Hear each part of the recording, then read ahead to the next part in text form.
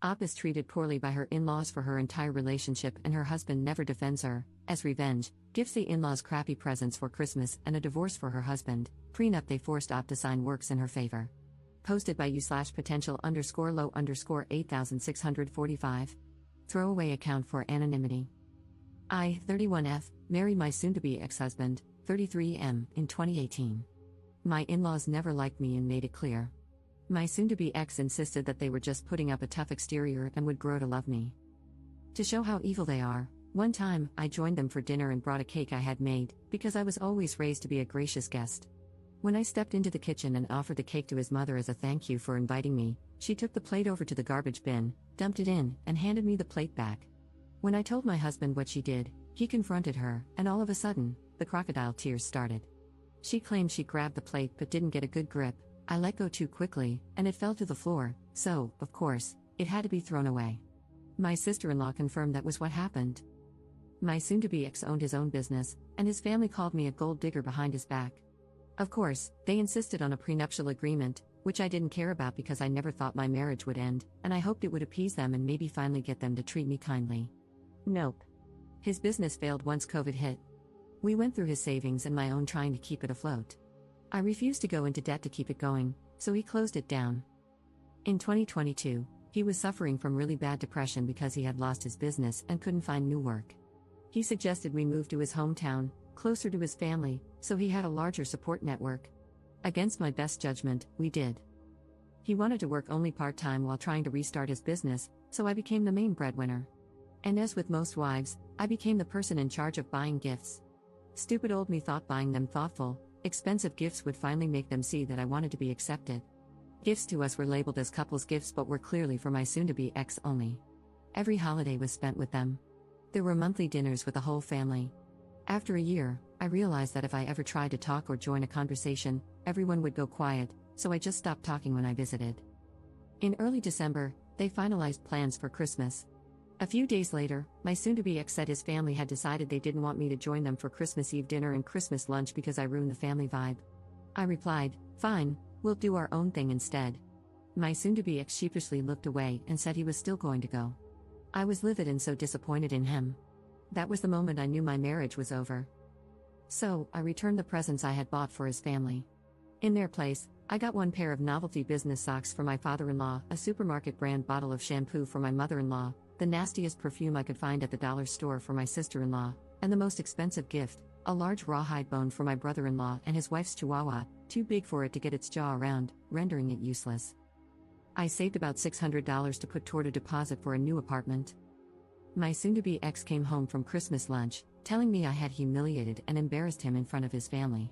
I asked him why he would think I would buy nice gifts for people who clearly don't like me and don't want me around. I served him divorce papers last week. Remember how he was supposed to be a millionaire by now, so we had that prenuptial agreement? My soon-to-be ex is not eligible for any of my savings, since we were required to keep separate accounts or alimony. He doesn't have money for rent or auto insurance. Not my problem anymore. Some of my friends and family are on my side and proud that I went out in a blaze of glory. Others are telling me I was being way too petty, which isn't really like me. So, am I the jerk here? Relevant comments. Commenter. I would say, be glad you did not have children with him. Be glad you can escape and be free with no strings attached. P.S. This relationship should be a learning lesson about the love you want for yourself and the life you desire, not a loss. Op's response.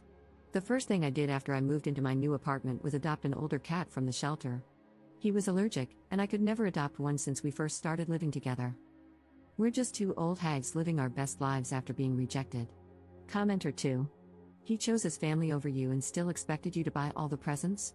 This was perfectly planned and well-deserved for every one of them, including him. Op's response. He only worked 12 hours a week at Walmart so he could do non-existent work restarting his business. I make just over 6 figures, and I can't believe I didn't realize years ago that I was the family ATM. Commenter 3. So thoughtful of them to insist on a prenup.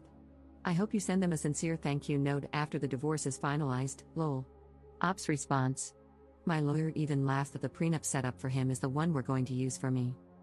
It required both spouses to maintain separate bank accounts, and each spouse could keep 100% of their savings. No spouse was eligible for alimony. Update 10 days later. Many thanks to everyone for their support on my last post. I thought I'd send a small update. First, for those who asked how the deposit on my new apartment was only the $600 I saved on gifts, it certainly wasn't. I had to dip into savings, but that $600 helped. My soon-to-be ex didn't bother reaching out to me after I left until he was served the divorce papers and my lawyer made it clear we're exercising the prenup.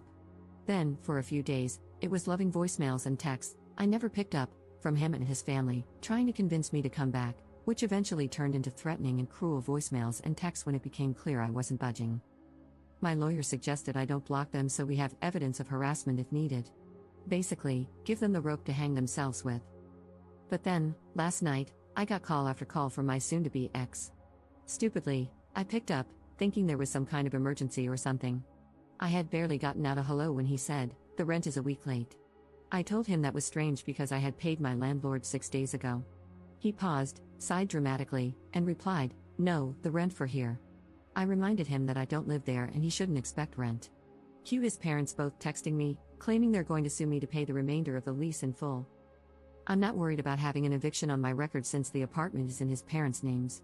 When we first announced we were moving to his hometown, they rented an apartment for us right away so we could move in immediately. They've been renewing the lease each year. We had to pay his parents, and then they would write a check to the landlord, who has no idea who my soon-to-be ex and I are, let alone that we live there. Red flag, I know. I'm glad I had a few weeks to prepare for my departure since they'd probably have used the fact that it's their apartment to kick me out immediately. Divorce is probably going to be a bumpy ride with this manchild and his psycho parents. Any advice from anyone who's been through it is welcome. Relevant comments. Commenter. Do you even have a contract at the place where your soon-to-be ex is living? I don't think they have a basis for suing you, lol. What does your lawyer say? Ops response. The lawyer is confident they have no leg to stand on. I haven't signed any type of lease, and the utilities are in their name too because they were afraid of having too many names connected to the apartment and the landlord finding out. So, they are on the hook for everything that doesn't get paid. But hey, that was their choice and their scheming. FAFO. Second update 13 days later. Hi, if this isn't the right place to post any updates, please direct me to a subreddit that better fits. Super sorry if I'm annoying members who aren't interested, but a few requested an update. For those who commented that my soon-to-be former in-laws were probably charging my soon-to-be ex and me more than the amount on the lease, you were right. And we wouldn't have found out if they weren't so entitled and determined to hurt me. They got a cousin, who happens to be a lawyer, to send me a letter demanding that I pay the entirety of the remainder of the lease or they would file suit and force me to pay it. Clearly a scare tactic. So my lawyer sent a formal request to their lawyer for a copy of the lease, which I've never seen, and a copy of their written agreement with us as sublessees, which doesn't exist. They sent the lease and insisted the sublease agreement was a verbal contract. Not only is subleasing explicitly prohibited, but my mother-in-law and father-in-law had been charging us an extra $200 each month. So we notified the landlord that I had been living there with my soon-to-be ex-husband while the lessees were living in their own house throughout the duration of the lease.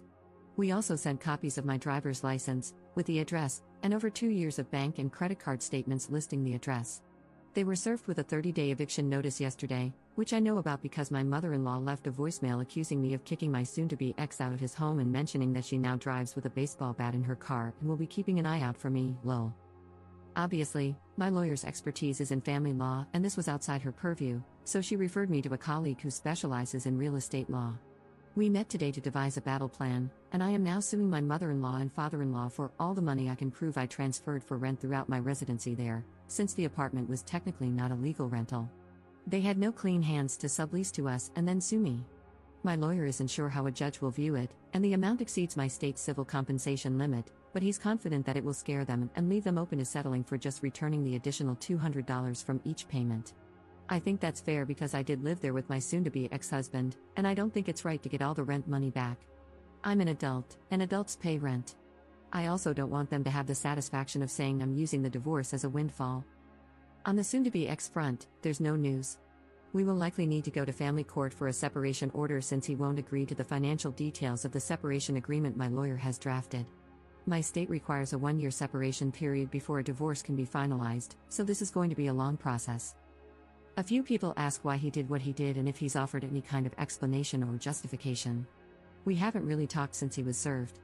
I don't know if he just fell out of love but found me financially convenient, if the mask finally lifted, or if being so close to his family gave them opportunities to manipulate him. I don't know, and I don't care.